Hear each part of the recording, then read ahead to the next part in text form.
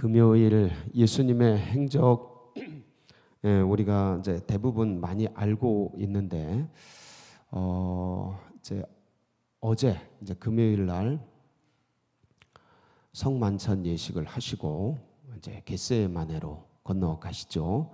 그래서 겟세마네에서 이제 기도하시다가 세 번을 연거푸 여러 시간을 이제 기도하십니다. 그때 이제 땀방울이 핏방울이 될 때까지 간절히 기도하시는데 그래 일어나시면서 이제 때가 되었다 가자 그러면서 이제 십자가를 향해 나아가시게 되죠. 그래서 이제 가룟 유다가 대제사장과 그 군대를 데리고 와서 이제 예수님께 인사하고 입 맞추죠. 그게 이제 사인이었죠. 그 군인들에게 이 사람이 우리가 잡으려고 하는 예수다 하는 사인이었습니다. 참 배신의 입맞춤. 가장 가까운 자가 발꿈치를 든다고 다윗도 그런 고통을 당했는데 다윗의 후손인 예수 그리스도가 이제 똑같이 당하게 되죠. 그래서 잡히시게 됩니다. 잡히셔서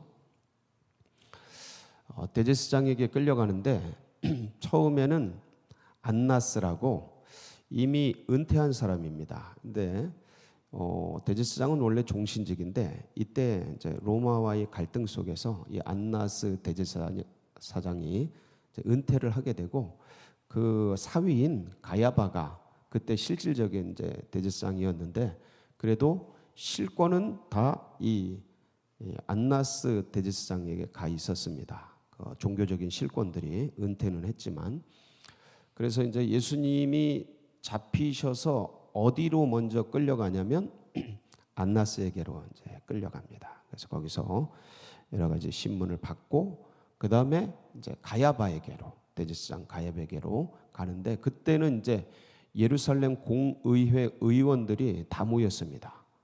그 새벽에 다 모여가지고 거기서 예수님에게 종교적인 그러니까 이스라엘은 당시 로마 치하에 있었기 때문에 사형 제도가 없었습니다. 근데 이 가야바와 대제사장들 또 거기에 모였던 서기관들 여러 종교적인 지도자들이 종교적 재판을 합니다. 그래서 사형 판결을 내려요. 근데 실질적 사형권이 없었기 때문에 그래서 이제 예수님을 빌라도에게 보내게 되죠. 빌라도가 이제 신문을 하다가 죄가 없는 듯해서 사형 판결을 도무지 내릴 수가 없어서 그때 이제 헤롯이 가까이 있다는 말을 듣고 헤롯에게 보내게 되죠. 그리고 헤롯도 보고 싶었는데 야 기적 좀 행해봐라 뭐 이러면서 여러 가지 얘기를 하다가 다시 이제 빌라도에게 보내게 됩니다. 이제 거기서 빌라도가 가야바와 바라바와 이 예수님 사이에서 이제 누구를 놓아줄까? 당연히 예수님을 선택할 줄 알았는데 백성들이 누구를 선택해요? 바라바를 선택하게 되죠. 그래가지고 이제 예수님은 사형 선고를 공식적으로 내리게 됩니다. 그리고 예수님이 이제 군인들의 뜰이라 그러는데 브라이도리온이라는 뜰에 가서 거기서 군인들에게 이제 십자가를 지기 전에 맞는 고문을 당합니다. 그래서 채찍에 맞고 그게 이제 패션 오브 크라이스트에 이제 잘 나오죠. 아주 잔인한 장면.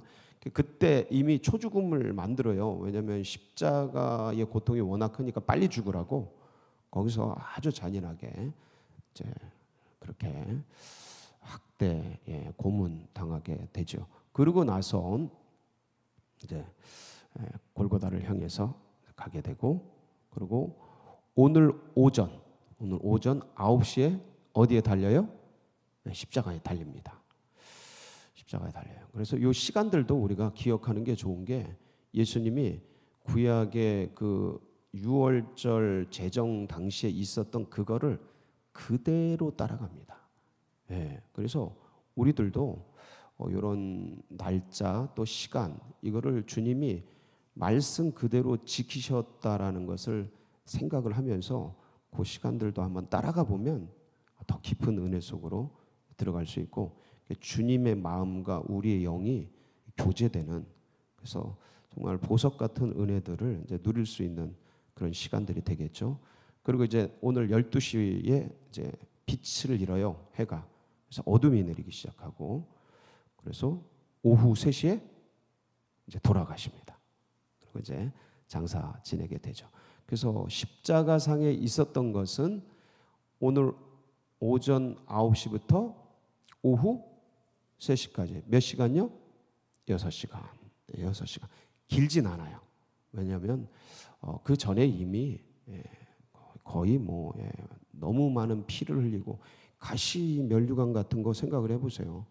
채찍 같은 거, 그리고 몸이 다 찢어져 있는 상태라 그렇게 돼서 이제 돌아가십니다. 그러니까 이제 오늘도 이제 금요일도 뭐 이렇게 비유 말씀 이런 걸 하실 수가 없죠. 근데 우리가 이제 계속 비유의 얘기를 하고 있으니까, 예수님의 비유 말씀을 나누고 있으니까 비유에 대한 말씀을 이제 고난 주간에 하신 비유를 찾다가 오늘 이제 혼인잔치 비유를 같이 나누게 됩니다. 자, 그러면 이제 오늘 이 혼인잔치 비유는 어디에 맥락인가를 이제 찾아봐야겠죠. 여러분, 하나님의 말씀은, 예수 그리스도의 말씀은 항상 중요한 게 맥락이 중요해요. 맥락. 그러니까 그 말씀 한마디 한마디도 중요해요. 이것도 귀한 진주 알 같은 겁니다. 근데 이게 꿰어야 맛이라고, 요 진주 알들을 꿰는 맥락이 굉장히 중요하다. 그래서 어제 같은 말씀 있지 않습니까? 포도나무 비유 같은 말씀도 그냥 우리가 듣고 있었던 것과 다르게 그게 이제 맥락을 같이 우리가 이해를 하니까 이게 이런 상황에서 비유의 말씀이 된 거구나 하고 뭔가 환기가 되지 않습니까? 그렇지 않아요? 저는 굉장히 그동안 알고 있었던 것과는 또 다른 어떤 면의 그런 말씀, 주님이 이 말씀을 하실 때 그 처절한 상황, 이제 대여섯 시간 뒤에 폭풍이 몰려오는 그 상황 속에서도 어떻게 이런 포도나무 비유를 얘기를 할 수 있는지 제가 너무 큰 감동 받았어요. 저도 배우는 중이라 이런 하나하나가 너무 귀하더라고요. 진짜 애기들 품은 어미처럼 지금 전쟁이 밀려오고 있고 폭풍이 밀려오고 있는데 그거 꼭 품고 꼭 엄마 따라와야 돼. 엄마한테 붙어 있어. 아무 걱정하지 말고 엄마한테만 붙어 있어. 이러는 그 주님의 심정이 느껴지는데 이 또 다른 거예요. 그 낭만적이고 목가적인 그 포도나무 비유만 이렇게 생각하다가 이제 그런 것들을 그런 상황에서 붙어 있으라는 그 말씀을 듣는데 감동이 또 다르게 밀려오더라고요. 자, 이 혼인잔치 비유는 사실은 이제 이번 주간 고난 주간 화요일에 있었던 사건입니다. 그래서 화요일 날이 어떤 날이냐면 논쟁의 날이라고 이제 명칭되어 있습니다. 그 날들의 명칭을 했는데 이제 논쟁의 날이다. 이때 이제 예수님이 성전에 들어가니까 그때 이제 대제사장들, 장로들, 서기관들, 바리새인들이 쫙 진치고 앉았다가 예수님을 이제 어떤 꼬투리를 잡으려고 어떻게든 이제 좀 제거할 명목을 잡으려고 주님께 질문을 합니다. 당신의 권위가 어디로부터 온 거요? 당신은 도대체 무슨 권위로 지금 사람들에게 가르치고 있고 이런 행동을 하고 있어? 하고 이제 묻습니다. 왜 어디든지 가면 거기에 그 어떤 자리나 아니면 어떤 공동체나 텃세가 있고 기존에 있는 분들이 가지고 있는 어떤 조직이나 어떤 힘이 있지 않습니까? 그래서 뭐 어디든지 가면 그런 게 있기 때문에 사실은 그런 절차나 형식이나 이런 것들을 어떤 면에서는 현대의 삶을 살아가는 사람들에게는 그걸 잘 이렇게 예우하고 처리해주고 이렇게 잘 이렇게 인정해주고 이런 게 굉장히 중요하거든요. 근데 그게 인정되지 않고 훅 들어오면 이제 갈등이 생기고 전투가 벌어지죠. 그러니까 그런 거예요 지금. 너 왜 우리 허락 안 받고 이러고 있어? 이 소리거든요 이게. 그렇죠? 예, 그 이면에 당신은 도대체 무슨 권위로 이렇게 하고 있어 하니까 이 질문은 너 왜 우리 허락 안 받고 네 맘대로 이런 짓 해? 예, 무릎 꿇어 이 소리잖아요. 그렇죠? 예, 그러니까 주님이 그 역질문을 하죠 그들에게. 내가 무슨 권위로 이러고 있냐고 묻는 거야 니네들? 그러면 내가 다시 대답은 해줄 텐데 내가 묻는 말에 대답해주면 대답하마. 요한의 세례가 하늘로부터냐 땅으로부터냐 사람으로부터냐 묻습니다. 하늘로부터 요한의 세례가 내려온 거냐 아니면 사람에게서 땅에서부터 된 거냐 이렇게.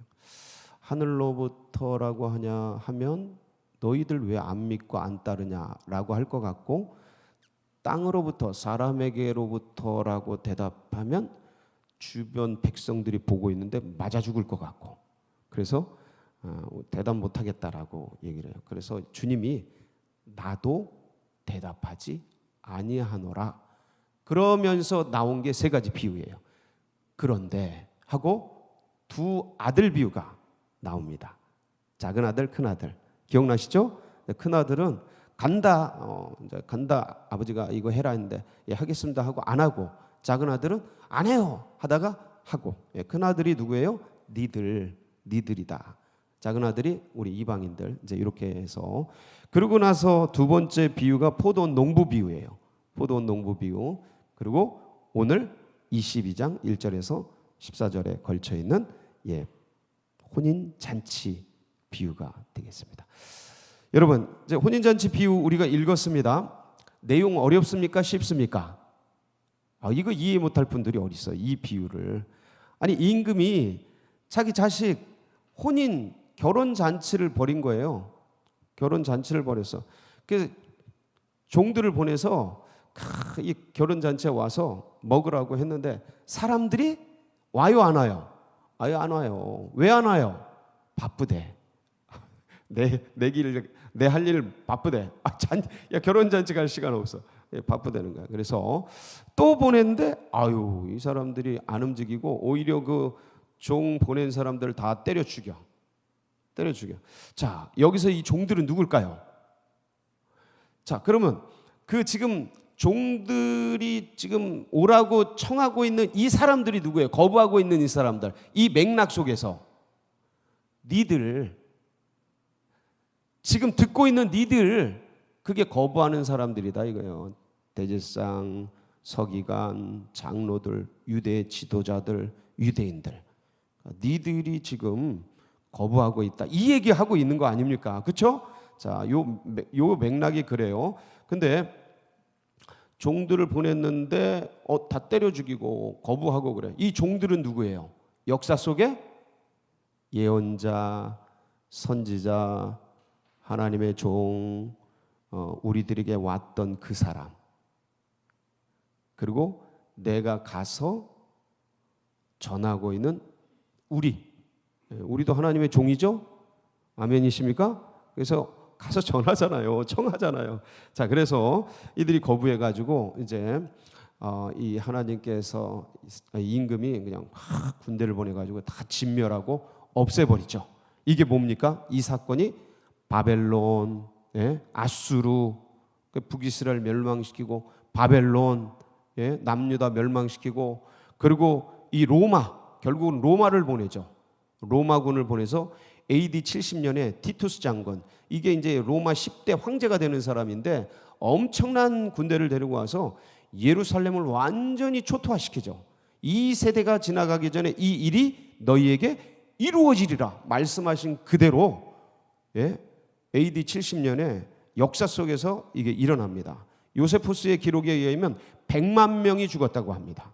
100만 명이. 거의 다 죽은 거죠. 이 당시에 이스라엘.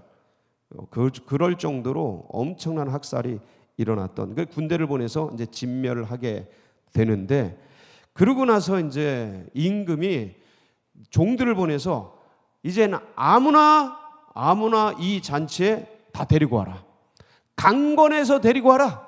다른 성경에 넘어가면 강권해서 데리고 오라고 합니다. 그래서 아무나 이제 가서 이제 내 잔치를 채워라. 그래서 불러다가 놨는데 임금이 이제 막 예식이 진행되는 동안 이렇게 가서 이렇게 보니까 여기 예식이 이제 진행되는 딱 보니까 누가 보여요?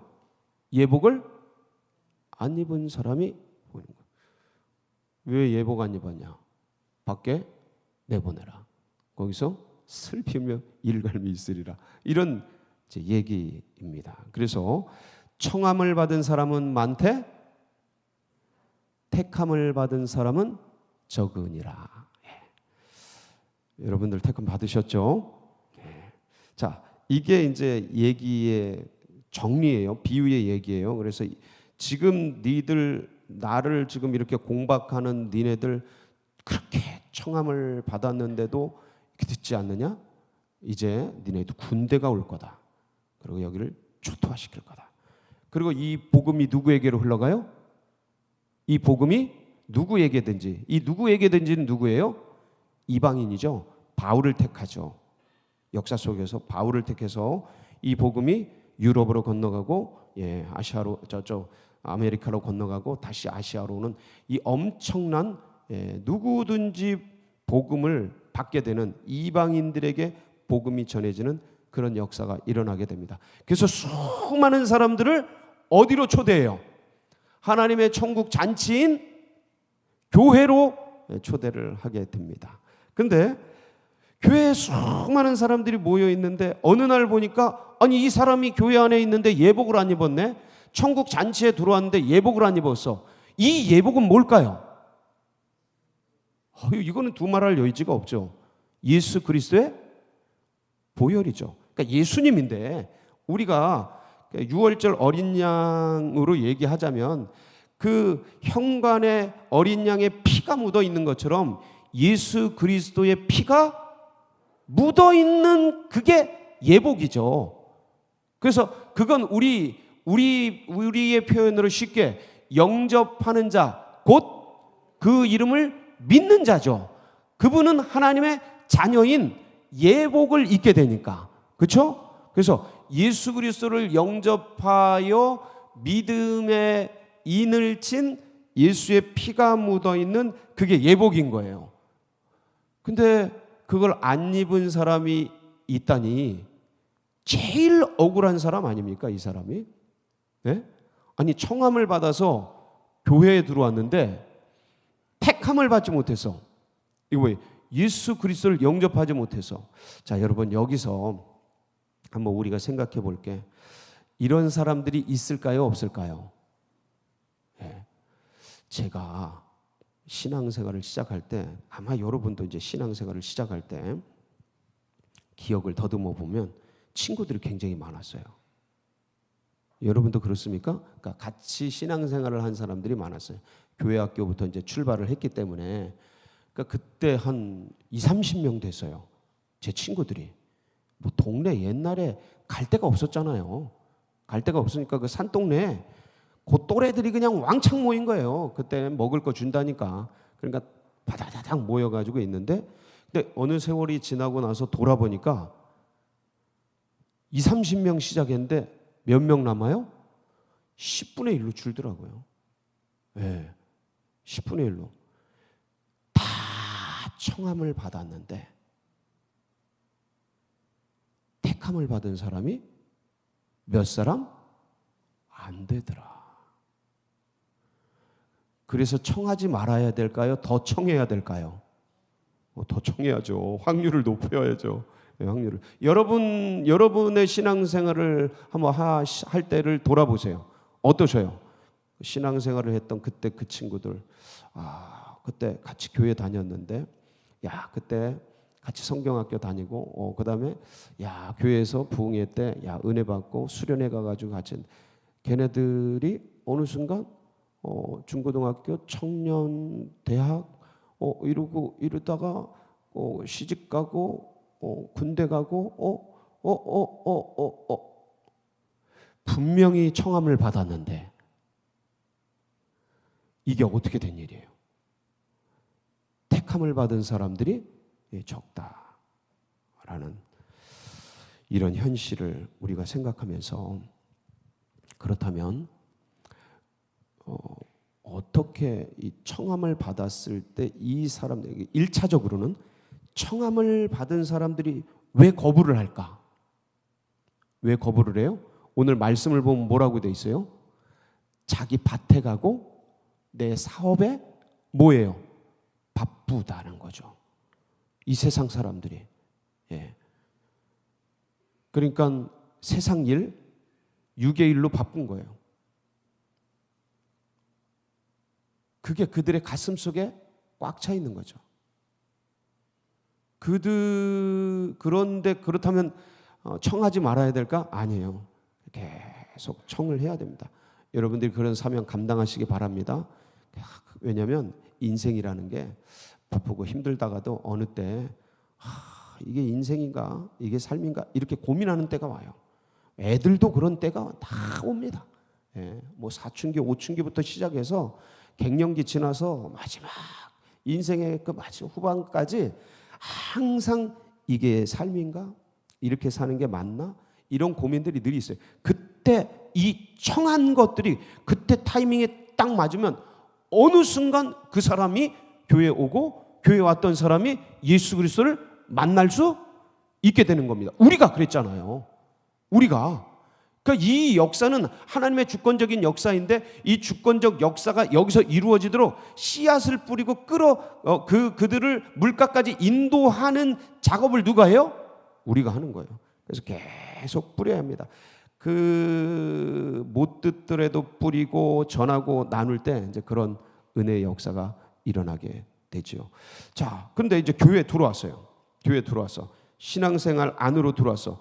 근데 예수 그리스도를 이게 만나지 못하는 사람들이 있지 않습니까? 그분들을 위해서는 어떻게 해야 돼요? 계속 기도해야 됩니다. 간구해야 돼요. 여러분 그냥 두시면 안 돼요. 아마 여러분들 그게 배우자일 수도 있고요. 여러분들 자녀일 수도 있고요. 손주일 수도 있습니다.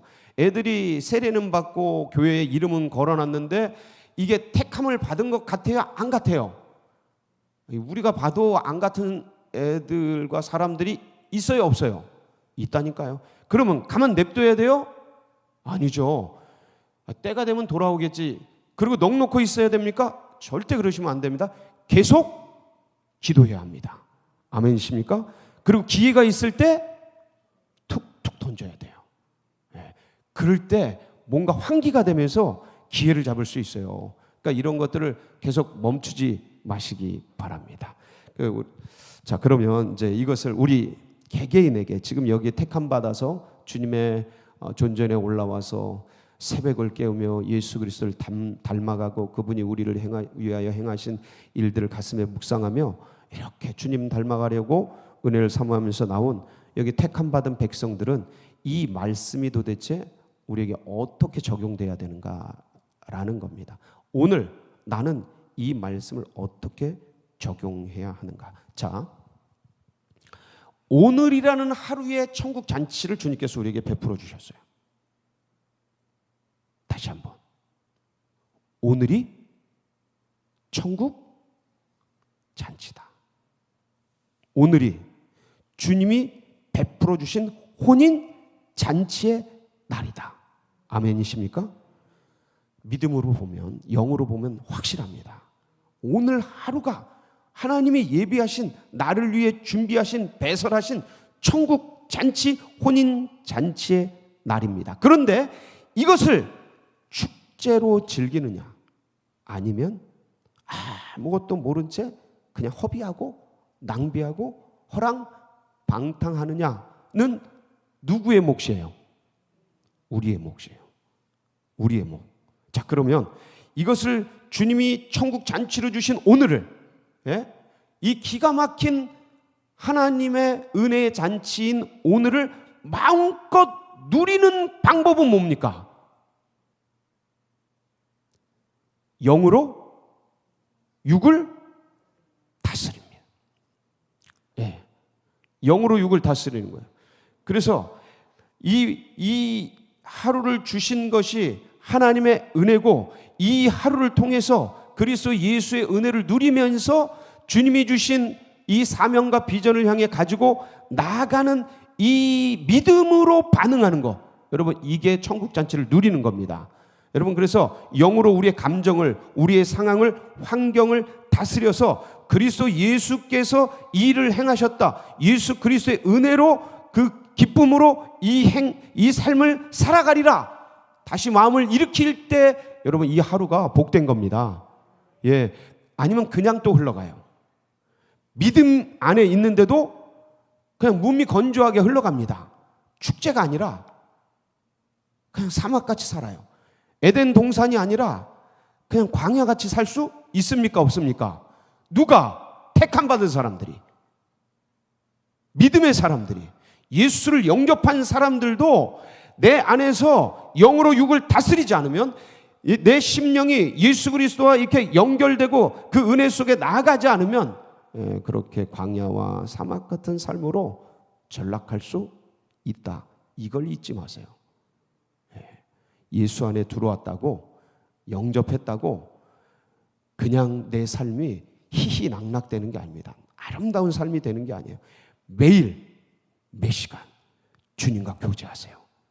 그게 축제예요. 그게 기쁨입니다. 이게 피곤하지 않습니다. 이걸 놓고 사는 게 피곤한 거예요. 다시 한번, 아니 어떻게 매일 매 시간 무시로 수시로 주님과 교제하고 기도하고 그래 피곤하게, 거꾸로예요. 그걸 안 하는 게 피곤한 거예요. 그걸 안 하는 게 광야예요. 그걸 안 하는 게 사막이에요. 그걸 못 하는 게 그게 고난입니다. 이해가 되시죠? 주님을 꼭 붙드세요. 오늘도 주님의 천국잔치 속으로 들어가세요. 영으로 육을 다스리세요. 기도로 내 육을 치세요. 예수를 꼭 붙들고 승리하는 복된 날 되시길 축복합니다. 같이 기도하시겠습니다. 참 감사합니다. 이런 은혜를 주셔서 감사합니다. 광고 하나 같이 나누고 기도하겠습니다. 백덕기 집사님, 오세롬 집사님 가정에서 이제 출산을 했지 않습니까? 그래서 우리 성도님들이 기도를 해주셔서 건강하게 이제 100일을 맞아서 너무 감사하다고 오늘 떡과 음료를 준비해 주셨습니다. 여러분 가져가시면서 우리 백덕기 집사님, 오세롬 집사님 위해서 기도해 주시고 100일 된 아이가 건강하게 자라나도록 또 위해서 관심 가져주시기 바랍니다. 감사합니다. 오늘 우리에게 주신 이 은혜를 붙들고 우리 주님 앞에 주여 부르짖고 다 같이 기도하며 나갑니다. 부르짖습니다. 주여, 주여, 주여. 아버지 감사합니다. 감사합니다. 하나님의 은혜 속에서 여기까지 오게 하여 주시고 하나님 말씀 앞에서 세워주시니 감사를 드립니다. 주님의 은혜와 사랑으로 하나님 믿음의 길들을 걸어가게 하여 주시고